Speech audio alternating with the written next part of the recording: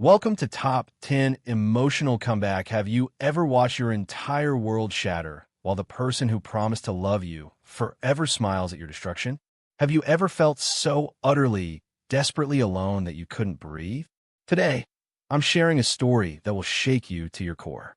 It's about a woman named Sarah who built an empire from absolutely nothing, only to discover that the man sleeping beside her every night was plotting her complete annihilation.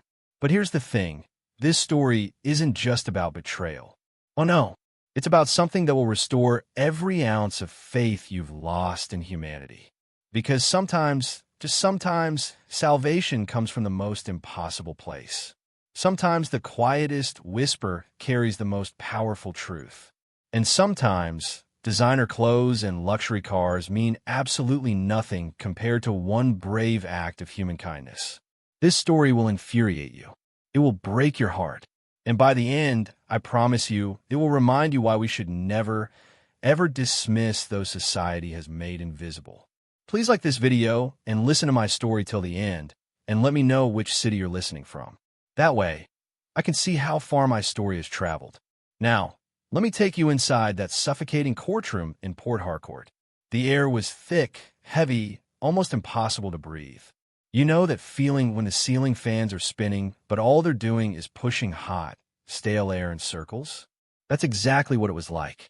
The smell of ancient wood mixed with decades of broken dreams and shattered lives hung in the air. Outside, Port Harcourt was alive, traders shouting their wares, motorcycles weaving dangerously through traffic, the constant hum of a city that never stops growing. But inside Courtroom 4, Sarah Okonkwo felt like she was drowning. Her hands wouldn't stop shaking. She pressed them flat against the polished table, trying desperately to keep them still. She wore a charcoal suit she'd bought specifically for this day, tailored, expensive, the kind that usually made her feel like she could conquer the world. Today, it felt like a costume, like she was pretending to be someone she used to be while everything she'd ever built crumbled into dust around her. Sarah Okonkwo. That name meant something in this city. 10 years ago, she had been nobody, just another young woman from a small town trying to make it in the big city. She'd started Okonkwo Beauty Empire in her tiny two-bedroom flat, mixing natural skincare products on her kitchen table, selling them at local markets on weekends.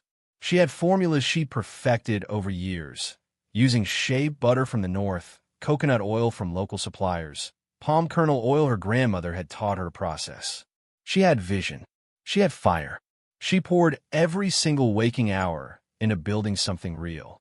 And God, she had succeeded, beyond her wildest imagination. Okonkwo Beauty Empire now occupied a massive 3-story building. She employed over 200 people. Her products were everywhere: Rivers State, the entire Niger Delta, Lagos, Abuja. She'd been featured in major magazines.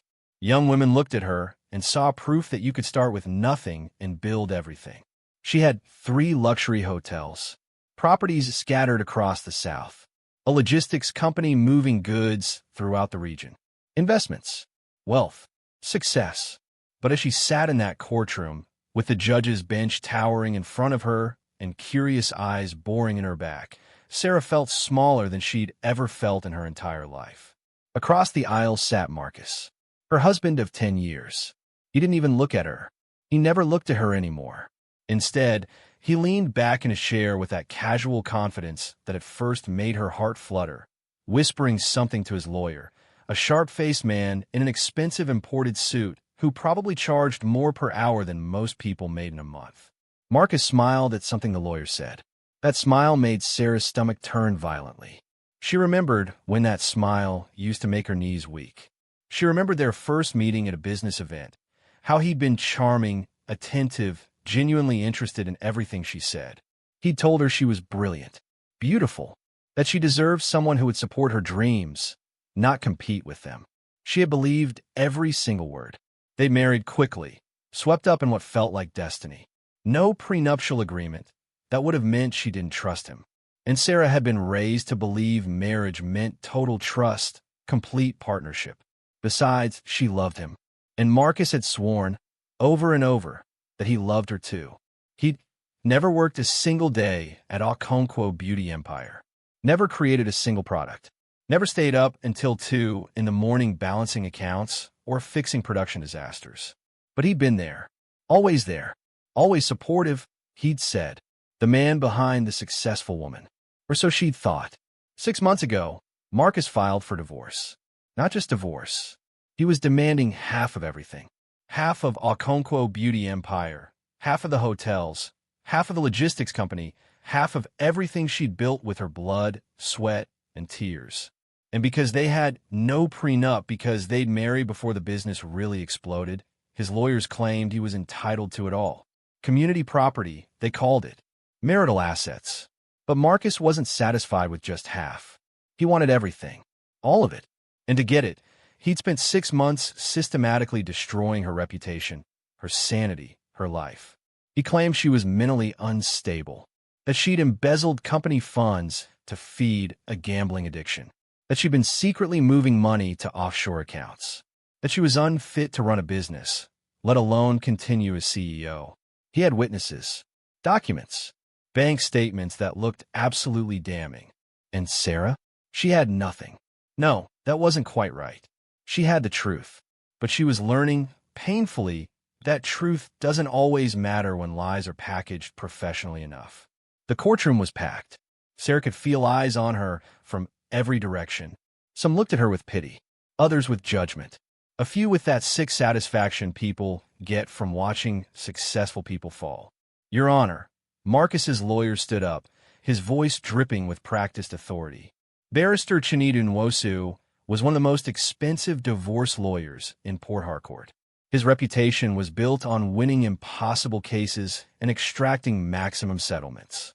My client has been more than patient, Nwosu continued, pacing dramatically. Mrs. Okonkwo has demonstrated a pattern of financial irresponsibility and emotional instability that puts the entire business at risk. Mr. Marcus simply wants what is rightfully his fair share of the company he helped support and protect for a decade. Sarah wanted to scream. She wanted to jump up and tell everyone in that courtroom that it was all lies. Every single word. But her lawyer, a kind but clearly overwhelmed man named Barrister Emeka Johnson, had advised her to stay quiet. Let the process play out, he'd said. The truth will emerge, he'd promised. Except it wasn't emerging. It was getting buried under Marcus's perfectly crafted lies. Furthermore, Your Honor, Nwosu gestured dramatically towards Sarah. Mrs. Okonkwo has no one to vouch for her character. No family members have come forward to testify. No business partners. No close friends. This speaks to a pattern of isolation and instability my client has witnessed for years. That hurt worse than anything else. Because it was true. Sarah's parents had died years ago. Her father from diabetes complications when she was 25. Her mother from high blood pressure just 18 months later. The grief had been crushing, suffocating. She'd been an only child. No siblings to call. No aunts or uncle she was close to. Her extended family had grown distant over the years, the way families do when one person rises and others stay behind. There were cousins who'd stopped calling after Sarah couldn't help with every financial request. Distant relatives who viewed her success with jealousy rather than pride. And friends? Marcus had taken care of that too. It had been subtle. So subtle, she hadn't even noticed it happening. Over the years, he'd questioned every friendship. Was her old roommate actually happy for her success or just jealous? Was her business mentor really giving good advice or trying to steal her formulas? Did that woman from church really want to be friends, or was she just after free products? Slowly, carefully, Marcus had isolated her from everyone. And Sarah, trusting him, believing he had her best interests at heart, had let it happen. Now she sat facing the destruction of everything she'd built, and there was no one to stand beside her. The judge, a stern man in his 60s named Justice Adewale Williams, reviewed documents with an unreadable expression. He'd been mostly silent, letting both lawyers present their cases. But Sarah could see the way he occasionally glanced at her, and she couldn't tell if it was pity or judgment. Mrs. Okonkwo, Justice Williams said, looking directly at her. His voice was deep, carrying the weight of decades on the bench. Do you have any witnesses you wish to call? Anyone who can speak to these allegations? Sarah's lawyer stood quickly. Your Honor, we request more time to gather. No, Your Honor. Sarah heard herself say, her voice hollow. I don't have anyone. The words hung in the air like a death sentence. Mrs. Okonkwo, perhaps we should, her lawyer started. I don't have anyone, Sarah repeated, louder now. Her voice cracked. Everything Barrister Nwosu said is true. I don't have family. I don't have friends who can testify. I'm alone. The courtroom felt like it was closing in. Through the windows, she could see the Port Harcourt skyline, those glass and steel buildings that symbolized growth and prosperity. She'd been part of that growth. Her businesses employed hundreds. She paid her taxes. She supported local suppliers. But in this moment, none of it mattered. Marcus's lawyer smiled, sensing victory. Then, Your Honor, I think it's clear that. Wait. The word echoed from the back of the courtroom, cutting through the heavy air like lightning. Everyone turned. The heavy wooden doors had swung open with a dramatic creak, and standing in the doorway was a small figure that looked completely out of place. It was a child, a girl, maybe 9 or 10 years old, though it was hard to tell because she was so painfully thin. Her clothes were filthy, an oversized t-shirt that might have been white once, but was now grayish-brown, and shorts that hung off her tiny frame. Her feet were wrapped in old rubber slippers held together with tape. Her hair was a wild tangle of braids that had long since come undone, matted with dirt.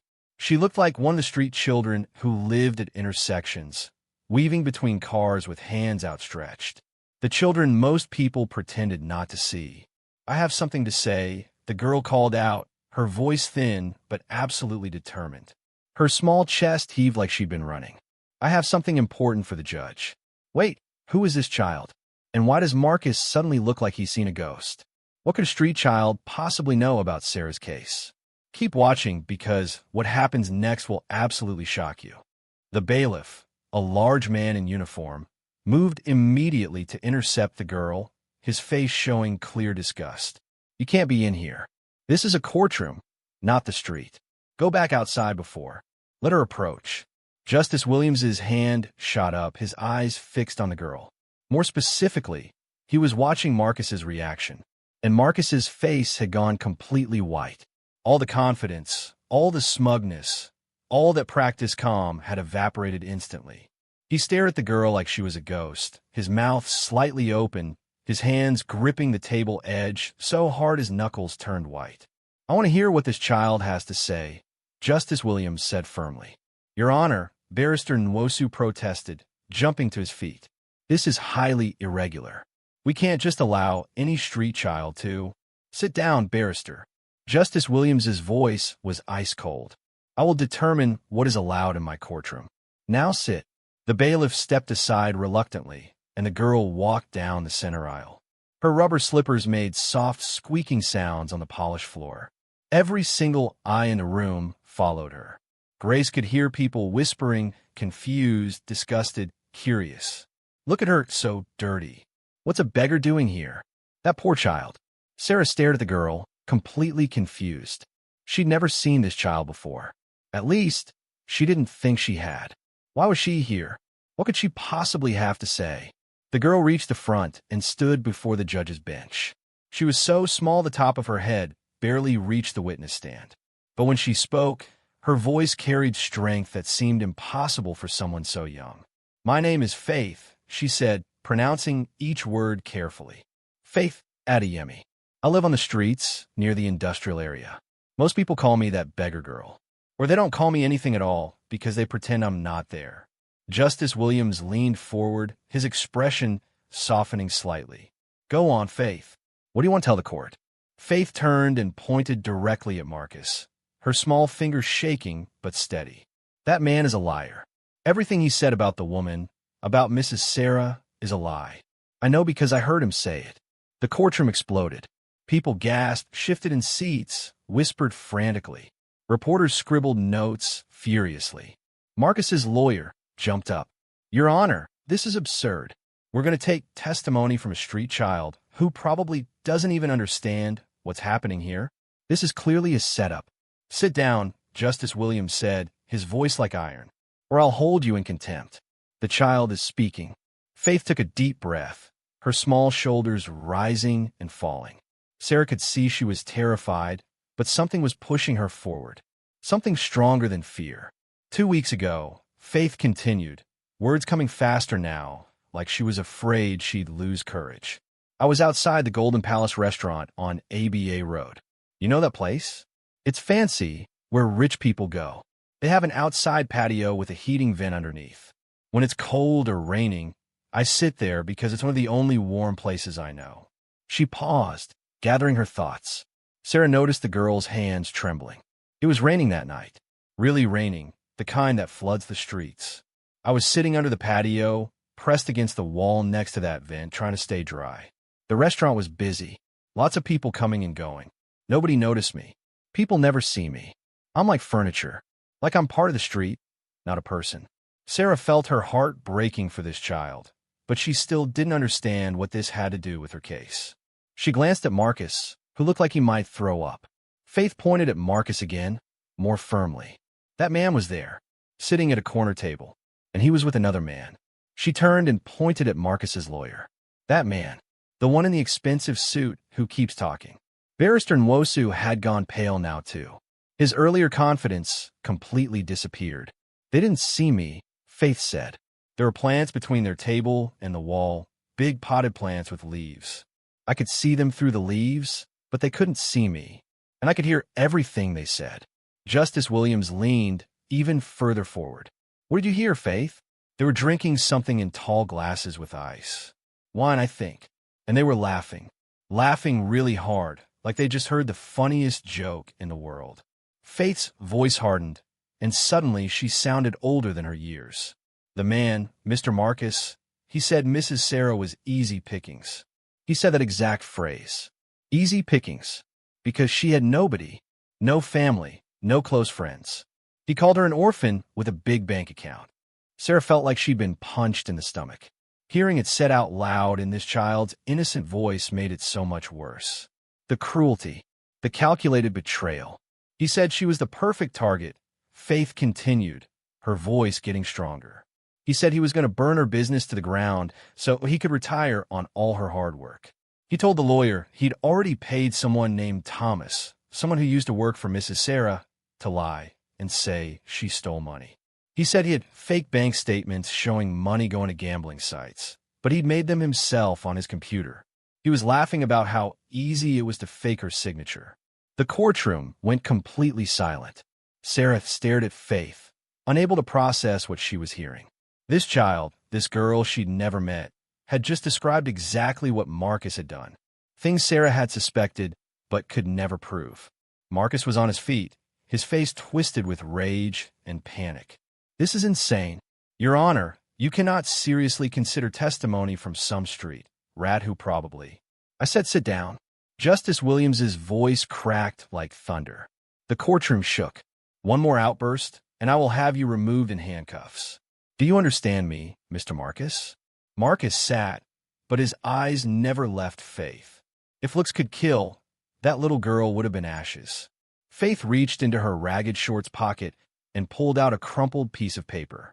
It was stained and worn, like it had been carried for weeks, but she held it carefully like it was made of gold. When they finished eating and talking, they left together, Faith said. They were hurrying, trying to get to their car before the rain got worse. And Mr. Marcus dropped this. It fell out of his folder when he was getting into the car. He didn't notice because the rain was so heavy. I picked it up and kept it because I thought maybe it was important. Maybe someone would need it. She held the paper up. The bailiff took it and brought it to Justice Williams, who unfolded it carefully and began to read. The silence was absolute. Sarah watched the judge's expression change. His eyes widened. His jaw tightened. He looked up at Marcus, then back at the paper, then at Faith. This, Justice Williams said slowly, his voice filled with barely controlled anger, appears to be a handwritten timeline of false accusations. With dates, with names of people to be bribed or coerced, with notes about forging financial documents. He looked up at Marcus, his eyes cold as winter. And it's in what appears to be your handwriting, Mr. Marcus. The courtroom erupted into absolute chaos. Can you believe this? A 10-year-old street child just walked into a courtroom and dropped evidence that could destroy Marcus's entire scheme. But wait until you hear why Faith did this. Her reason will absolutely break your heart and put it back together again. Stay with me. People were shouting, gasping, turning to look at Marcus and his lawyer. Journalists were frantically taking notes, some already on phones calling editors. The bailiffs tried to restore order, their voices barely audible above the chaos. Order. Justice Williams pounded his gavel repeatedly. Order in this court. Marcus stood frozen, his face cycling through shock, rage, fear, calculation. His lawyer whispered urgently to him. But Marcus wasn't listening. He was staring at Faith like she was a demon that had crawled from hell specifically to destroy him. You. Marcus's voice shook with fury. You little. You're making this up? You're a beggar. A nobody. A street child. Why would anyone believe a word you say? You're just street trash who probably can't even read. Someone put you up to this. Mr. Marcus. Justice Williams slammed his gavel with such force it sounded like a gunshot. You will control yourself immediately, or I will have you removed in handcuffs. But Marcus had lost all control. Years of manipulation were crumbling in real time. This is a setup. Someone paid her. Sarah probably bribed her. Or that lawyer. Where did this lawyer even come from? This whole thing is a conspiracy. Except, Justice Williams said coldly, holding up the paper, this child has provided physical evidence that corroborates her testimony. Evidence that you appear to have written yourself. Evidence that outlines in detail a conspiracy to commit fraud. He turned to Marcus's lawyer. Counsel, I strongly suggest you advise your client to remain silent before he makes this worse. Barrister Nwosu leaned over, whispering frantically, but Marcus was beyond reason. Faith stood in the center of that courtroom, this tiny, dirty girl surrounded by people in expensive suits, and she didn't look afraid anymore. She looked straight at Marcus, and when she spoke, her voice was clear and strong. I can read just fine, she said. My mother taught me before she died. She was a teacher before things got bad. And I remember everything you said that night, because I've never heard anyone talk about another person the way you talked about Mrs. Sarah. You weren't just planning to steal from her. You were enjoying it. You were laughing about destroying someone's whole life like it was a game. Like she wasn't even human to you. Justice Williams nodded to Faith. Thank you, young lady. You've shown remarkable courage today. Please sit while I confer with both counsels. He banged his gavel. Court will recess for 2 hours. Bailiff, escort Mr. Marcus to a holding room. He is not to leave this building or communicate with anyone. Counsel for both parties, my chambers. Now, as the courtroom began to empty, Sarah sat frozen. She couldn't believe what had just happened. Couldn't process it. A street child, a girl she didn't know, had just potentially saved her entire life. Faith had been directed to sit on a bench near the front. Sarah stood slowly, her legs shaky, and walked over. Faith, Sarah said quietly, kneeling so they were eye level. Why did you do it? You didn't know me. You risked so much coming here. That man, Marcus, he's dangerous. He could hurt you. Why would you help me? Faith didn't answer right away. She looked at Sarah with eyes that held far too much wisdom for a 10-year-old. Finally, she spoke. I didn't know you. You just didn't remember me. Sarah frowned, searching her memory. When? I don't. Last year. Faith interrupted gently. December. It was one of those cold nights when the wind blows from the north, and even in Port Harcourt, it gets cold enough to see your breath. I was outside your office building. You were working late. I could see lights still on in your office on the 3rd floor. Around 8, you came out. Sarah listened, trying to remember. She worked late so often. You were wearing a beautiful blue wrapper with gold patterns, Faith continued. Expensive fabric. And you had a thick scarf, real wool, not cheap acrylic from the market.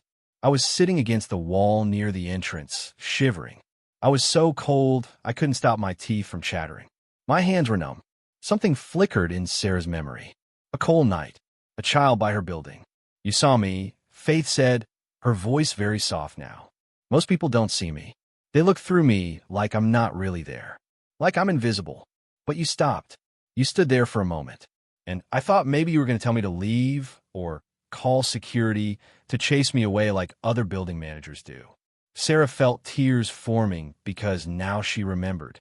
She remembered exactly. But you didn't do that. Faith continued. You walked over, and you didn't just put money in my cup, that you did that too. You put 500 naira, which was more than I'd made all day. But then you did something else. Something nobody ever does. Faith touched the ragged collar of her shirt, like remembering something precious. You took off your own scarf. That beautiful, warm, expensive wool scarf that probably cost more than everything I own. And you wrapped it around my neck and shoulders. You tucked it in carefully so the cold couldn't get through. Your hands were warm. I remember that. They were the first warm thing I'd felt all day. Tears were rolling down Sarah's cheeks now, hot and fast. And then you said, Faith's voice cracked. You said, you shouldn't have to be cold. No child should have to be cold. You didn't say it loud or make a big show. You just said it quietly, like you were talking to yourself. Like it made you sad that I was cold. Sarah did remember now. So clearly it hurt. She'd been leaving after a 16-hour day, exhausted, stressed about meeting payroll. The business had been going through a rough patch. A major client had delayed payment. She'd seen the girl shivering, and something in her just couldn't walk past. But that's not even the part that mattered most, Faith said, and now tears ran down her dirty cheeks, creating clean tracks through the dust. You looked at me, really looked at me, like you saw a person, not just a problem or a beggar or something to feel guilty about. You asked me my name. Nobody ever asks my name. You asked if I was hungry and gave me money for food. You told me to stay safe. You treated me like I mattered. She wiped her nose on her sleeve. Do you know how rare that is? Do you know how many people walk past me every single day and don't even see me as human? Hundreds, maybe thousands. But you saw me. You saw me, and you cared. Sarah reached out and took Faith's small, rough hand in hers. I remember, she whispered. I remember you. I never forgot you, Faith said.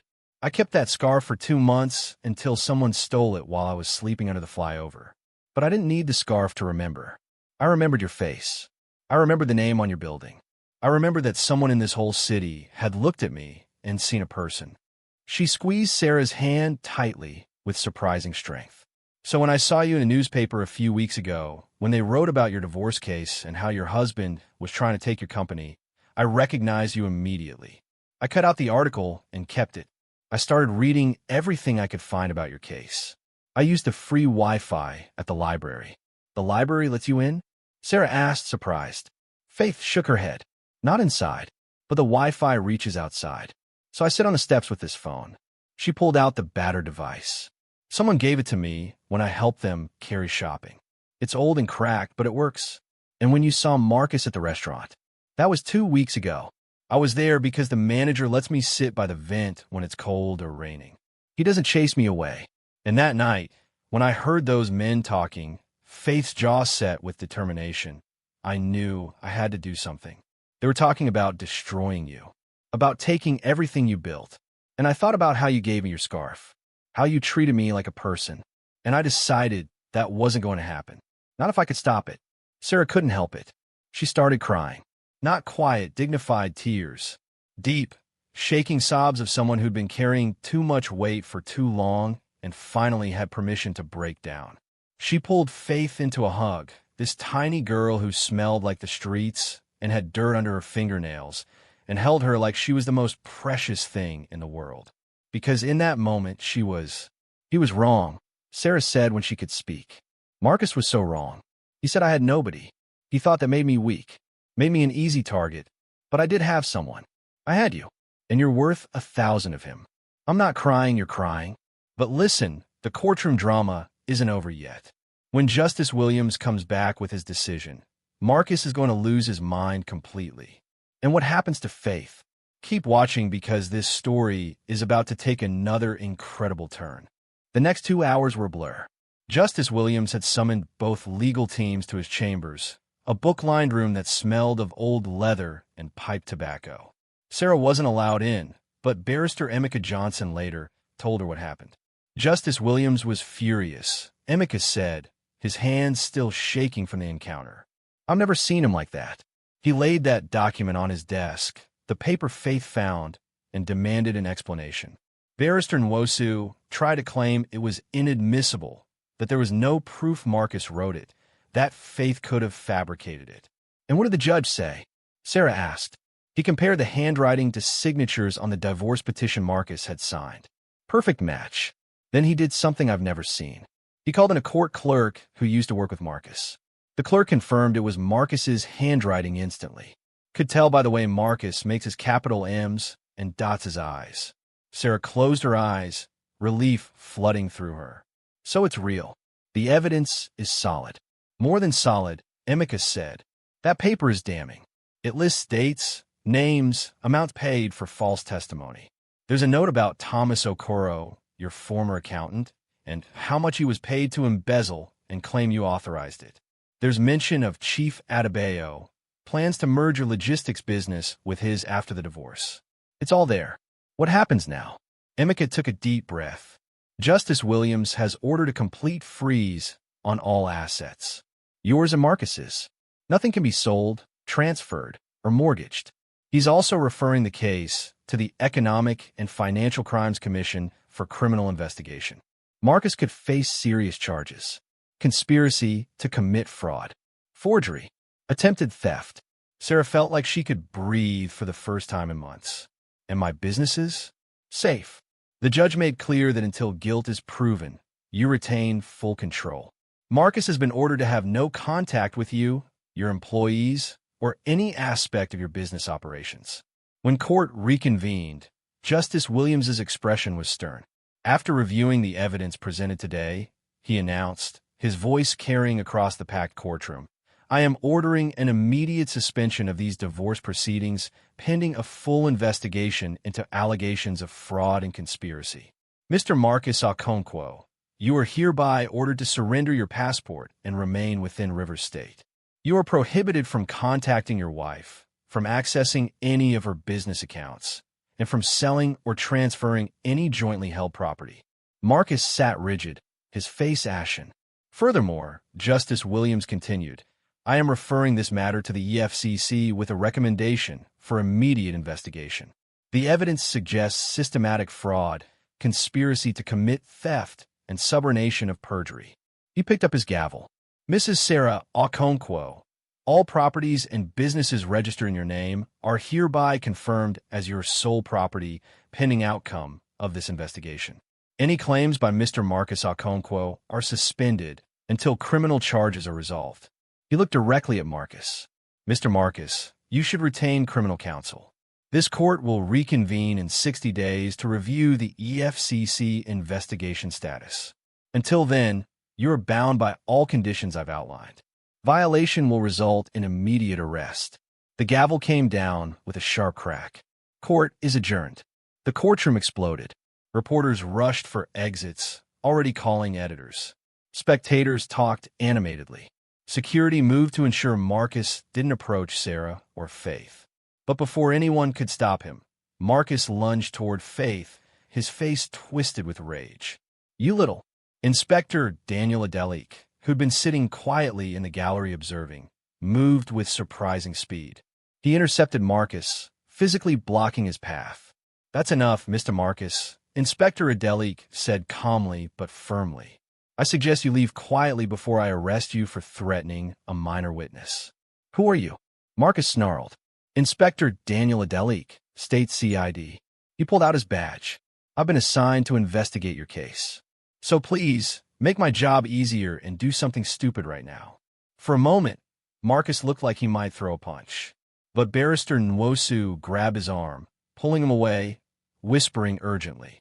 As they retreated, Marcus turned back one last time. This isn't over, Sarah. You think you've won? You have no idea how many friends I have. Chief Adebayo won't let this stand. You're finished. That, Inspector Adelik said loudly, sounds like a threat. Would you like to repeat it for my recording device, Mr. Marcus? Marcus's lawyer practically dragged him out. Inspector Adelik turned to Sarah, extending his hand. Mrs. Okonkwo, I've been following your case. That was quite a development. Sarah shook his hand, still in shock. Inspector, how long have you been watching? Since the beginning. Chief Adebayo's name has come up in several investigations over the years, but we've never made charges stick. He's very good at keeping his hands clean. But if he's involved in this scheme with your husband, Adelik smiled grimly, we might finally have our chance. You believe Faith? Every word. Children like her see things adults miss. They're invisible to people like your husband and Chief Adebayo, which makes them perfect witnesses. He looked at Faith. Young lady, you may have just helped us bring down one of the most corrupt businessmen in Port Harcourt. Faith didn't smile. Will Mr. Marcus go to prison? If we can prove what I think we can prove, yes. He'll go to prison for a long time. Inspector Adelik pulled out a business card. Mrs. Okonkwo, I'll need you at the station tomorrow. Bring any documents you have. Employment records, financial statements, communications with your husband. Everything. I'll be there, Sarah promised. As Inspector Adelik left, Sarah turned to find Faith looking up at her with uncertain eyes. Mrs. Sarah, Faith said quietly, I should go now. I don't want to cause more trouble. Go where? Sarah asked. Back to where I stay. Behind the shops in the industrial area. Or maybe near the flyover. Sarah felt her heart break. Faith, you don't have anywhere to go, do you? The girl shook her head. Not really. But I manage. I've been managing for 3 years. Since my mother died. 3 years? Sarah whispered. You've been living on the streets alone since you were 7? I'm actually 10. Almost 11. I know I look younger. It's because I don't eat enough. Sarah felt something shifting inside her chest. A decision forming that felt as natural as breathing. Faith, would you like to come home with me? The girl stared at her, eyes wide with disbelief. Home? With you? I have a big house that's way too big for one person. I have guest rooms nobody uses. I have food and hot water. And, Sarah's voice caught, I have a lot of things, but I don't have what matters most. I don't have family. But maybe we could change that. For both of us. Faith's lips trembled. You mean you want me to live with you? Like really live there? Not just for one night? I mean, Sarah said carefully, kneeling again to be at eye level. I want to talk about what you want. I want to help you in ways I should have helped that first night, but didn't. If you want a home, a chance at a real life, someone who will stand up for you the way you stood up for me today, then yes. I want you to come live with me. Tears streamed down Faith's face. What about school? I haven't been to school since my mother died 3 years ago. Then we'll get you back in school, Sarah said immediately. A good school, with uniforms and books and everything you need. Would you like that? Yes, Faith whispered, then louder, yes. Yes, I would like that so much. Sarah smiled, really smiled for the first time in months. Then let's go home. We'll stop at the shopping mall on the way and get you some new clothes. And food. What's your favorite food? Jollof rice, Faith said immediately, then looked embarrassed. The real kind, with chicken and fried plantain and salad. I've only had it a few times, but it's the best thing I've ever tasted. Then that's what we're having for dinner tonight, Sarah said, standing and extending her hand. The best jollof rice I can make. With chicken, plantain, coleslaw, everything. Deal? Faith took her hand, and together they walked toward the exit. But before they could leave, a voice called out, Mrs. Okonkwo, Mrs. Sarah. They turned to see a woman pushing through the thinning crowd. She was middle-aged, wearing a simple nurse's uniform. Her face familiar, but Sarah couldn't quite place her. Rebecca? Sarah said uncertainly. Rebecca Namby? The woman nodded, slightly out of breath. Yes, Ma. I've been trying to reach you for weeks. Ever since I heard about the court case. I have information about Marcus and Chief Adebayo. Things I couldn't say before because I was afraid. Sarah's pulse quickened. What kind of information? Rebecca glanced around nervously at the remaining people. Not here. Too many ears. But you need to know, Marcus didn't act alone. There are others. People inside your own companies. People who helped him. Before Sarah could respond, Faith tugged on her sleeve. Ma, the girl said quietly, urgently. That man over there. He was at the restaurant that night, too. I saw him with Mr. Marcus and Chief Adebayo. She pointed to a man standing near a black SUV in the parking lot. He was watching them intently, phone pressed his ear. Even from this distance, Sarah could see he was well-dressed, professional-looking. Rebecca followed Faith's gaze, and her face went pale. That's Thomas Okoro. He works as your accountant, doesn't he? Sarah felt ice flood her veins. Yes, he's been with me for 3 years. He handles all my financial records, my bank accounts, my... She stopped, the implications hitting her. Oh God, if he's been working with Marcus, then he's been sabotaging your business from the inside, Rebecca finished grimly. Mrs. Sarah, we need to move now. If Thomas knows that you know, he'll start destroying evidence. They hurried to Sarah's car, a silver Toyota Camry parked in a lot. Sarah unlocked it quickly, hands shaking as she fumbled with keys. Faith climbed into the back seat, and Rebecca took the front passenger seat. As Sarah started the engine, she saw Thomas Okonkwo still on his phone, watching them. The moment her car started moving, he began walking quickly toward his SUV. He's following us, Faith said, looking back through the rear window. Sarah's mouth went dry. What do I do? Drive to the police station, Rebecca said. Inspector Adelik said he was investigating. We go there now. Sarah pulled onto the main road, heading toward the state CD headquarters. Traffic was building. It was late afternoon, and Port Harcourt's rush hour was beginning. Cars honked. Motorcycle taxis wove dangerously between lanes. Street vendors moved between stopped vehicles. The black SUV stayed behind them, maintaining steady distance. He's definitely following us, Rebecca said, checking the side mirror. Sarah's hands tightened on the steering wheel. The CID headquarters was about 20 minutes away in good traffic, but in this chaos, it could take an hour. There's too much traffic, Sarah said. He'll catch up if we stop. Then don't stop, Faith said from the back seat. Take the shortcut. What shortcut? Through the market. Past the industrial area. I know all the shortcuts in Port Harcourt. When you're living on the streets, you learn the fastest ways to go everywhere. Sarah looked at her in the rearview mirror. Can you really guide us? Faith nodded. Turn left at the next junction. Past the filling station. Sarah made the turn, tires squealing slightly. The black SUV followed. They were heading away from main roads now, into narrower streets lined with shops and small businesses. Right here, Faith instructed. Go down this road, then take the first left. They plunged into a maze of streets Sarah had never traveled. Faith called out directions with confidence. Straight now, right?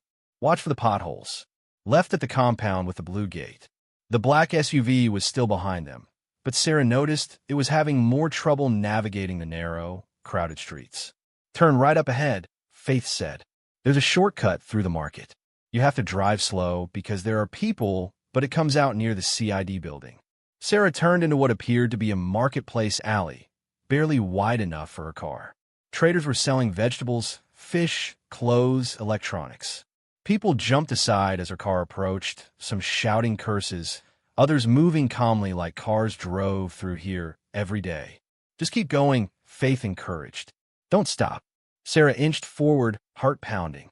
In her rearview mirror, she could see the black SUV had stopped at the entrance to the market alley. It was too wide and couldn't fit. We lost him, Rebecca said, relief flooding her voice. They emerged from the market onto a main road. Sarah recognized it now. They were near the CID building. There, Faith pointed. That's it. The one with the fence and police vehicles outside. Sarah pulled up to the gate where a security guard stepped forward. She rolled down her window. Please, I need to see Inspector Daniel Adelik. It's urgent. Tell him it's Sarah Okonkwo. The guard looked skeptical, but then saw Rebecca and Faith in the car, both looking frightened, and his expression softened. Wait here. He made a call on his radio. A minute later, the gate swung open and Inspector Adelik came out. Mrs. Okonkwo, what's wrong? Sarah explained quickly about Thomas Okonkwo, about seeing him at the courthouse, about being followed. Inspector Adelik's expression darkened. Get out and come inside. I'll have your vehicle parked in the secure lot. You'll be safe here. As they hurried into the CID building, Sarah glanced back and saw the black SUV slowly driving past. Thomas Okonkwo was visible behind the wheel. He didn't stop, but Sarah saw him looking directly at the building. He knew where they were. And somehow, that made everything more real and more terrifying. This conspiracy runs deeper than anyone imagined. Thomas has been sabotaging Sarah's business from the inside, and now he knows they're onto him. But what Rebecca knows could blow this case wide open. And wait until you hear what Inspector Adelik discovers. This is about to get intense. The Criminal Investigation Department headquarters wasn't what Sarah expected. She'd imagined something modern and efficient. Instead, it was aging buildings with peeling paint, narrow hallways that smelled of old paperwork and floor wax, offices crowded with metal desks that looked like they'd been there since the 70s. But Inspector Adelik's office was surprisingly organized.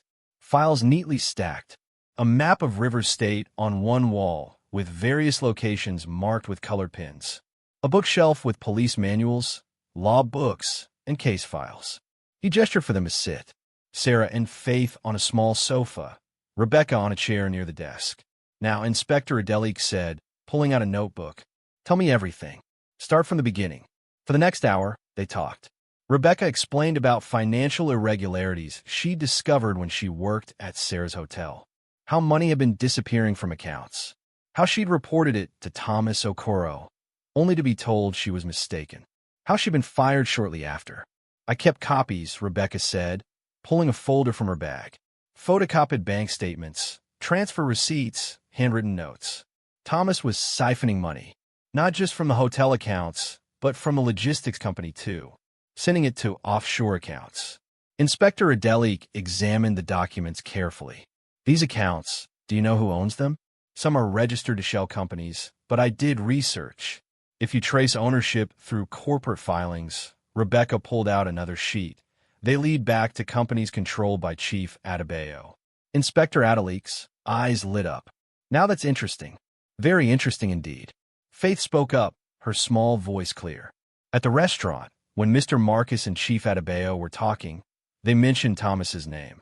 They said Thomas was their inside man, that he made sure Mrs. Sarah didn't know what was really happening with her money. Inspector Adelik leaned forward. "Faith, I need you to tell me everything else you remember from that conversation. Every detail, even if it seems small." Faith closed her eyes, concentrating. They talked about timing. Chief Adebayo said they needed to move fast because Mrs. Sarah was getting suspicious.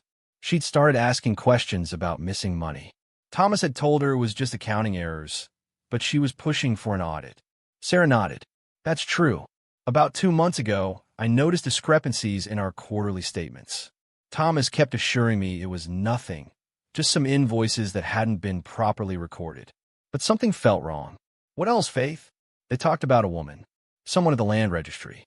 Chief Adebayo called her Helen, said she was nervous, but would do what needed to be done if the price was right. He said she'd make sure all the property transfers went through without raising flags.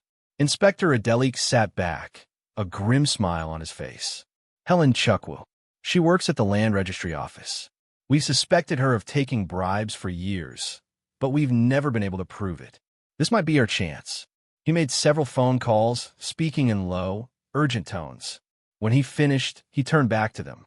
"Here's what's going to happen. I'm opening a full investigation into Marcus Okonkwo, Chief Adebayo, Thomas Okonkwo, and Helen Chuckwill. This is officially a case of conspiracy to commit fraud, embezzlement, and money laundering. Mrs. Okonkwo, I'll need access to all your business records. Everything. You'll have it," Sarah said immediately. "Whatever you need. Rebecca, I'll need your formal testimony. You're a key witness." Rebecca nodded nervously. "Will I be safe? These are powerful men. If they think I'm talking, I'll arrange protection," Inspector Adelik assured her. "And Faith," he turned to the young girl, "you're the most important witness we have. That recording on your phone could be the evidence that brings them all down." "I have the recording," Faith said, pulling out her battered phone. "It's still here. I didn't delete it." Inspector Adelik took the phone carefully, like it was made of glass. "I'm going to have our tech unit download this and create certified copies. The phone will be returned, but we'll need to keep it as evidence for now. Is that okay?" Faith hesitated, clutching the phone. Sarah understood. That phone was probably the most valuable thing the girl owned. "Faith," Sarah said gently, "it's safe with the inspector. And if I need to get you a new phone, we could do that. A better one." Faith slowly handed it over. Inspector Adelik placed it in an evidence bag. "Thank you. You've done the right thing." He stood up. "Now, for your safety, I'm arranging secure accommodation for all of you tonight. There's a guest house we use for witness protection. Nothing fancy, but it's clean and safe. Armed officers will be outside. You'll stay there until we can assess the threat level. I need to go to my business, Sarah protested. I have meetings. Employees depending on. Mrs. Okonkwo, Inspector Adelik said firmly. Marcus just threatened you in open court. Chief Adebayo is a man with considerable resources and few scruples. Thomas Okoro knows you're onto him. Until we make arrests, you're in danger. Please let us do our job and keep you safe. Sarah wanted to argue, but she looked at Faith's worried face and realized the inspector was right. She wasn't just responsible for herself anymore. She had this child to think about. Okay, she agreed. We'll stay where you think is safest. The guest house was in a quiet compound, away from busy commercial areas. A simple two-bedroom flat with basic furniture, a small kitchen, and bars on windows. 2 police officers stationed outside, another patrolling the perimeter. That first night was strange. Sarah had been so accustomed to her large house, 5 bedrooms, marble floors, a swimming pool. This small flat felt claustrophobic. But Faith seemed amazed by everything. There's hot water in the shower, the girl exclaimed, coming out of the bathroom with damp hair. You can take as many hot showers as you want, Sarah said, smiling despite the stress. And there's food in the kitchen. Real food, not just bread and instant noodles. We'll go shopping properly tomorrow, Sarah promised. Get everything you need. But first, she gestured to the small dining table where she'd set out jollof rice and chicken from a nearby restaurant. Let's eat. You must be starving. They sat together, eating in companionable silence. Sarah watched Faith devour the food with the efficiency of someone who'd known real hunger. Faith, Sarah said after a while, tell me about your mother. If you want to. You don't have to. Faith set down her fork, expression thoughtful. Her name was Angela. Angela Adeyemi. She was a teacher at a primary school. She taught English and social studies. What happened to her? She got sick. First it was tiredness, then headaches. Then she started forgetting things. The doctor said it was a brain tumor. By the time they found it, it was too late. She died 3 years ago when I was 7. And your father? Faith shrugged. I never met him. My mother said he left before I was born. It was just us. Always. What about other family? Grandparents? Aunts? Uncles? My mother's parents died when she was young. She had a sister, but they hadn't spoken in years. Some family quarrel. After my mother died, I tried to find the sister, but nobody knew where she'd gone. Maybe Lagos. Maybe abroad. I don't know. So you've been alone for 3 years, Sarah said softly. Not completely alone. There are other street children. We look out for each other sometimes. There's a boy named David. He's about 12. He's been on the street since he was 6. He taught me which areas are safe, which police to avoid, where to find food. Sarah felt her heart breaking. Faith, I promise you, you'll never have to live like that again. Later that night, after Faith had fallen asleep, Sarah sat in the small living room with Rebecca, who'd agreed to stay for safety. She's special, that girl, Rebecca said quietly, sipping tea, the way she stood up in court today. I don't know if I could have done that at her age. Or even now. She saved my life, Sarah said simply. Everything I've built, everything I've worked for, it would all be gone if she hadn't spoken up. What will you do now? After all this is over? Sarah thought about that. I don't know. Before today, my whole life was my businesses. Work, work, work. Building, expanding, proving myself. But now, she gestured toward the bedroom where Faith slept. Now, I think maybe I've been building the wrong thing. Or focusing on the wrong measure of success. You're going to keep her? Officially? If she'll let me. If the courts approve it. I want to adopt her, Rebecca. I want to give her the childhood she should have had. The education she deserves. Everything. Rebecca smiled. You know, there's a saying. God may not come when you call him, but he's always on time. Maybe this was meant to be. You needed someone in your corner, and Faith needed a home. Maybe you saved each other. The next morning, Inspector Adelik arrived early with news. We arrested Thomas Okoro last night, he announced, satisfaction on his face. Went to his house around midnight with a search warrant. Found extensive evidence of financial fraud. Offshore account statements, instructions from Marcus, records of money transfers. He tried to delete files from his computer, but our tech unit recovered them. Will he talk? Sarah asked. He's already talking. sang like a bird as soon as we showed him the evidence. He's terrified of going to prison, so he's giving us everything. Names, dates, bank accounts. He's confirmed Chief Adebayo was the mastermind behind the whole operation. What about Marcus? We brought him in for questioning this morning. His lawyer is present, but Marcus isn't being as cooperative as Thomas. He's still claiming it's all a misunderstanding, that he's being framed. Inspector Adelik pulled out documents. But here's where it gets interesting. Thomas told us about Helen Chukwu at the land registry, just as Faith said. We sent officers to pick her up this morning. She was trying to flee to Benin Republic. We stopped her at the border with a suitcase full of money. Over 10 million naira in cash. Sarah's eyes widened. Her payment from Chief Adebayo? Exactly. And when faced with that much evidence, she broke down and admitted everything. She's been facilitating illegal property transfers for Chief Adebayo for 5 years. Doctored paperwork, backdated documents, created fake ownership records. All for a fee. Can you prove Chief Adebayo's involvement? With Thomas and Helen both testifying? Absolutely. We also have the recording Faith made, which directly implicates both Marcus and Adebayo. And Rebecca's financial documents show the money trail. We have enough to charge all of them. Inspector Adelik sat down, expression becoming serious. But I need to warn you, Chief Adebayo is not going to go quietly. He has connections, friends in government, in the judiciary, and law enforcement. He's going to use every trick he has to fight these charges. What does that mean for us? Rebecca asked nervously. It means you need to stay vigilant. All of you. Chief Adebayo is currently free on bail. We arrested him this morning, but his lawyers got him out within hours. He's not allowed to leave the country, but he's still dangerous. As if on cue, Inspector Adelik's phone rang. He answered, his expression darkening as he listened. When he hung up, he looked worried. That was one of my officers.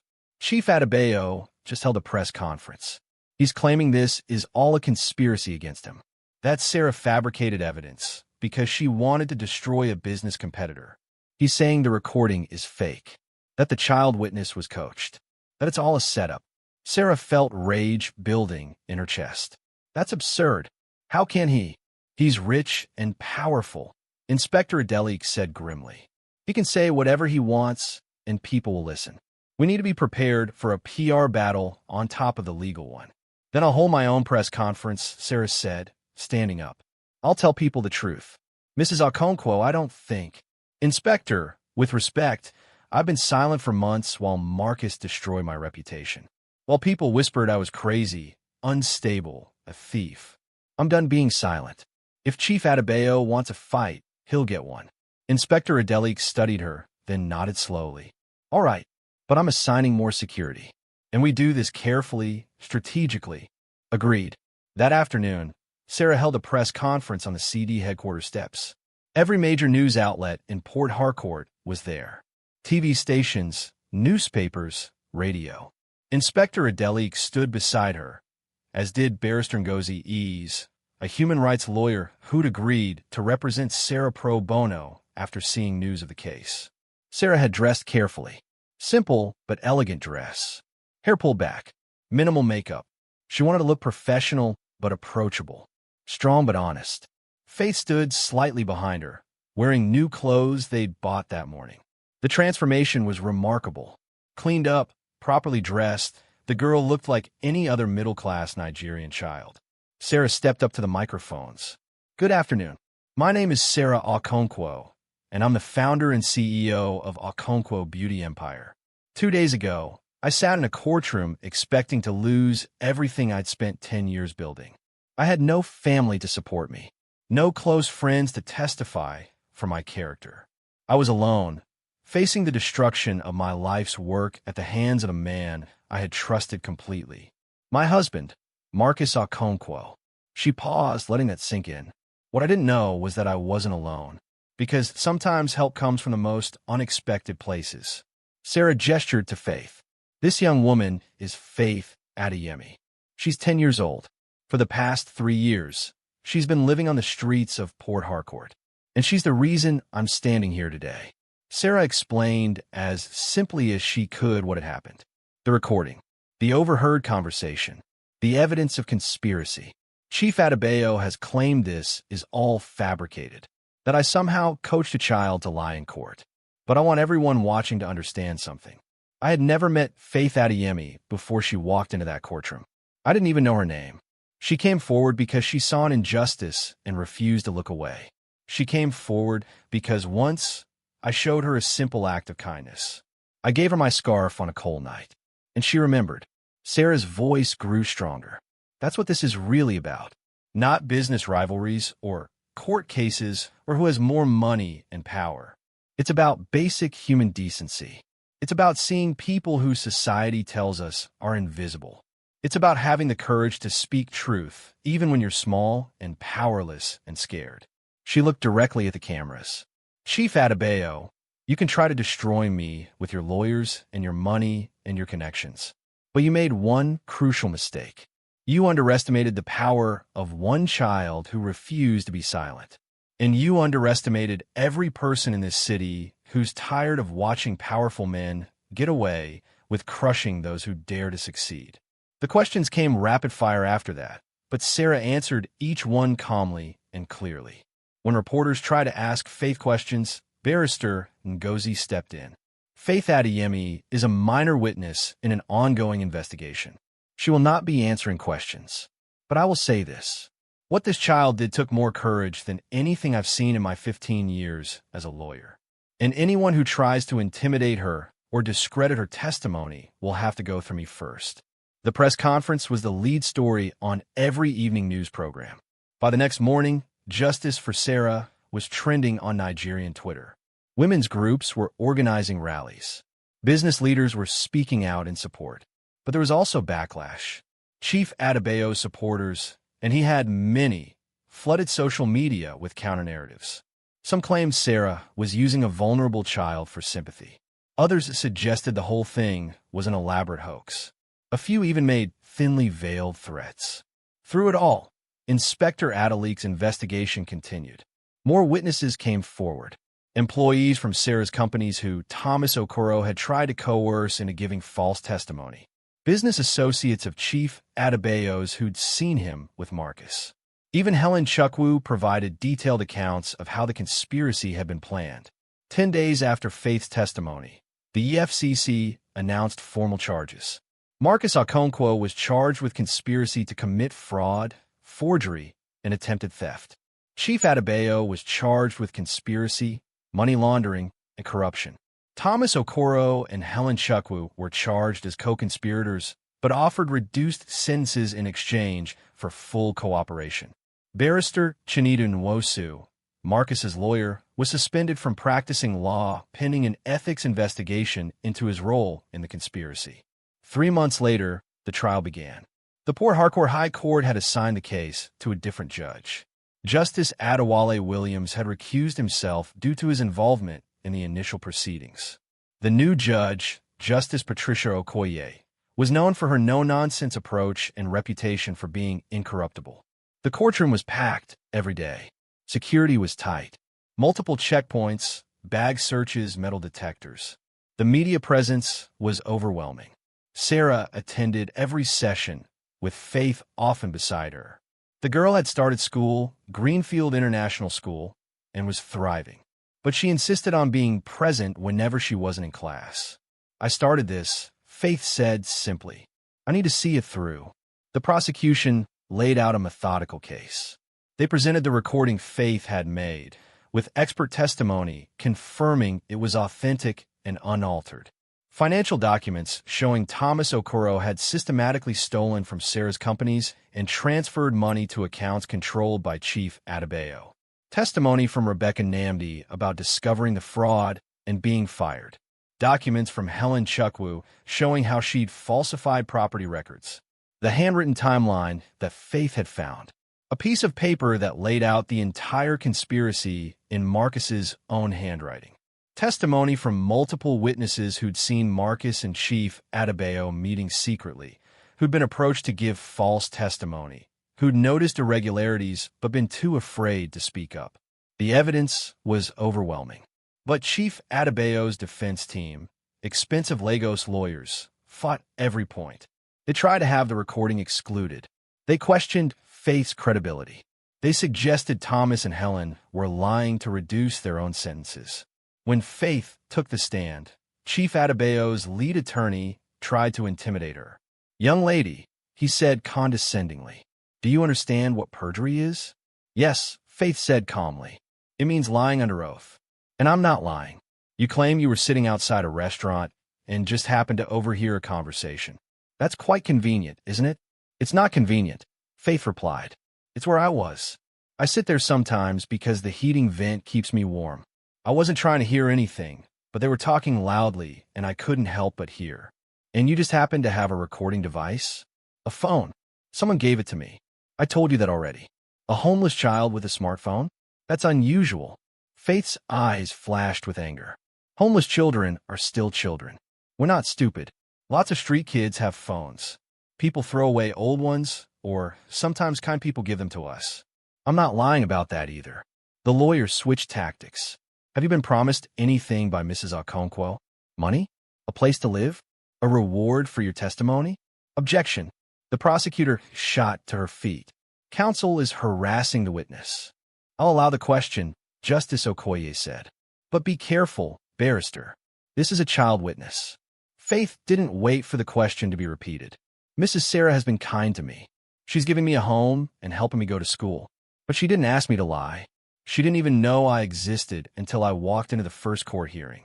Everything I said is true." The cross-examination continued, but Faith never wavered. Her testimony was consistent, detailed, and convincing. When Marcus took the stand in his own defense, he was less successful. He claimed the recording was fabricated, that the handwritten timeline wasn't his, that Thomas Okoro had acted alone without his knowledge. But the prosecution destroyed his claims one by one. They showed the paper's ink matched a pen found in Marcus's office, that the handwriting matched samples from his personal journals, that phone records proved he'd been in contact with Chief Adebayo dozens of times when the conspiracy was being planned. By the time closing arguments began, the outcome felt inevitable. "Ladies and gentlemen," the prosecutor said in his closing statement, "this case is about power and who gets to wield it." The defendants believed that because they had money and connections, they were above the law. They believed they could destroy a hardworking businesswoman simply because they wanted what she had built. They believed no one would stop them. He pointed to Faith in the front row. But they didn't count on a 10-year-old girl who understood that right and wrong matter more than money and power. They didn't count on her courage, her integrity, her refusal to let injustice go unchallenged. He turned back to the judge. "Your Honor, the evidence is overwhelming. We have recordings, documents, multiple witnesses, a clear pattern of conspiracy and fraud. The defendants are guilty, and justice demands they face the full consequences of their actions." When the defense made their closing arguments, they seemed half-hearted. Even they knew they'd lost. Justice Okoye took 2 days to deliberate. When she returned to deliver the verdict, the courtroom was so silent you could hear people breathing. "In the case of the Federal Republic of Nigeria versus Marcus Okonkwo, I find a defendant guilty on all counts." Sarah exhaled a breath she didn't know she'd been holding. "In the case of the Federal Republic of Nigeria versus Chief Adebayo, I find the defendant guilty on all counts." Chief Adebayo's face remained expressionless, but his hands gripped the table. "Marcus Okonkwo, you are hereby sentenced to 7 years imprisonment with no possibility of parole for the first 4 years. You will also pay restitution to Sarah Okonkwo in the amount of 50 million naira for damages caused. Chief Adebayo, you are hereby sentenced to 10 years imprisonment with no possibility of parole for the first 6 years. Your assets will be seized pending further investigation into other potential criminal activities." The judge paused. "I want to say something to both of you. You are educated men, successful men who had every advantage this society offers.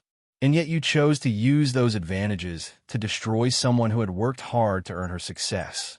You did this out of pure greed.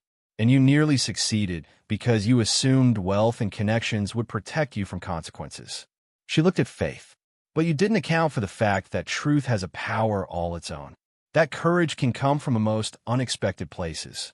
That a child living on the streets, might have more integrity in her little finger than both of you have in your entire bodies. Justice Okoye banged her gavel. Court is adjourned. The sun was setting over Port Harcourt, painting the sky in shades of orange and pink. Sarah stood on the balcony of her home.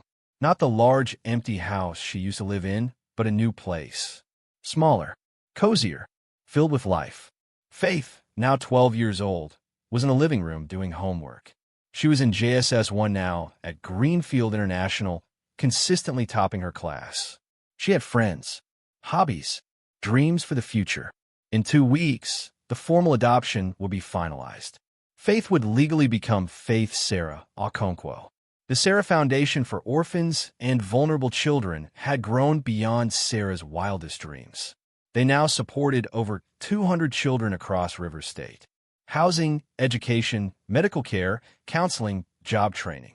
Rebecca Namby was now the chief financial officer of Okonkwo Beauty Empire, with a generous salary and shares in the company.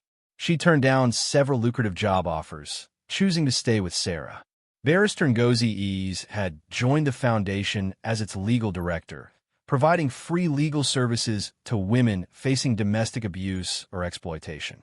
Inspector Daniel Adelik had been promoted to Assistant Commissioner of Police and continued working closely with the foundation on cases involving corruption and abuse of power. David Okoye, the street-smart boy who'd helped Faith survive on the streets, was now living at the foundation's main center and attending technical school. He wanted to be an automotive engineer. Sarah's businesses were thriving. Freed from Marcus's sabotage and with honest management, Okonkwo Beauty Empire had expanded to new markets. The hotels were profitable. The logistics company was growing. But more importantly, Sarah had changed how she approached success. Every product line now included a Hope variant. Affordable versions sold at near cost to make quality skincare accessible to poor communities. Profits from premium products subsidized the Hope line. Each hotel employed women who'd been victims of domestic violence or trafficking, giving them fresh starts and job training. The logistics company offered apprenticeship programs for disadvantaged youth. And every year, 20% of all profits went to the Sarah Foundation. "Mama," Faith called from inside. "Can I ask you something?" Sarah came in from the balcony. "Of course." Faith set down her math textbook. "In class today, we were talking about heroes, people who changed history. And our teacher asked us to think about who our personal hero was. Who did you choose?" Sarah asked, sitting beside her. "That's the thing. I couldn't choose just one. Because I have 2 heroes. My mother, who taught me to be strong,